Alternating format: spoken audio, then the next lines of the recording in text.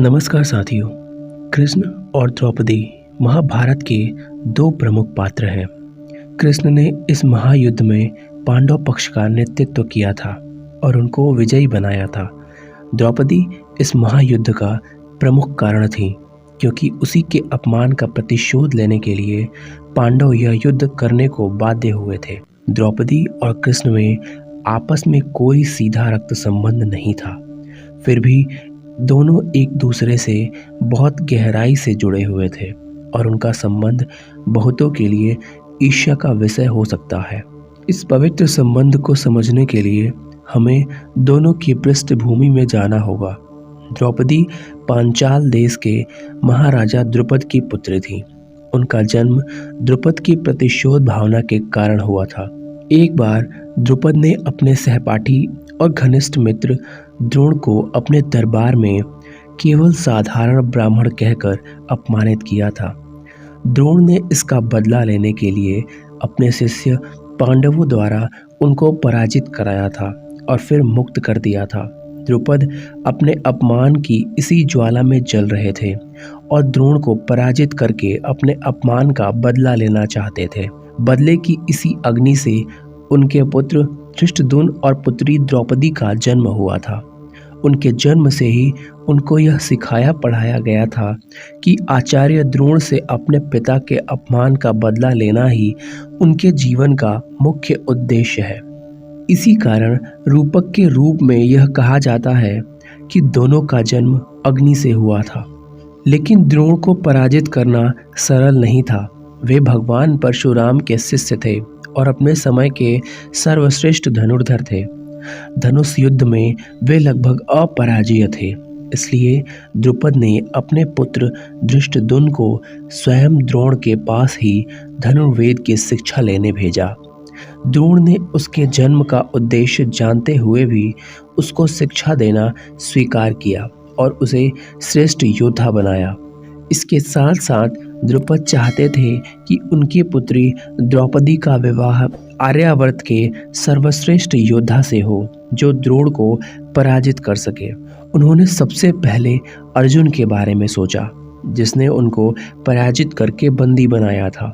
परंतु ज्ञात हुआ कि अर्जुन की मृत्यु वर्णावत में अग्निकांड में हो गई है।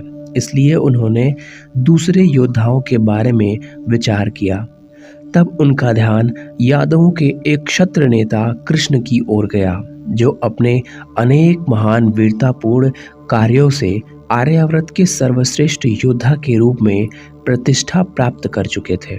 उन्होंने कृष्ण को पांचाल आमंत्रित किया और उनके आने पर उनसे अपनी पुत्री द्रौपदी का पाणी ग्रहण करने की प्रार्थना की। उस समय तक द्रौपदी आर्यावर्त की सर्वश्रेष्ठ सुंदरी के रूप में प्रसिद्ध हो चुकी थी। उनसे विवाह करके कोई भी राजा या राजकुमार स्वयं को धन्य मानता।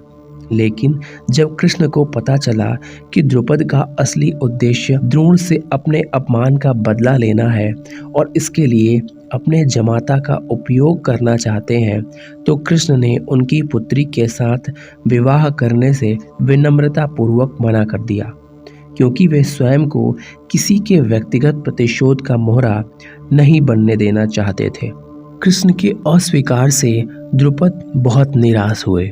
उनकी निराशा को देखते हुए कृष्ण ने उनसे कहा कि मैं द्रौपदी को बहन के रूप में देखता हूँ और एक भाई की तरह उनके लिए योग्य सर्वश्रेष्ठ वर का चुनाव करने में आपकी सहायता करना चाहता हूँ।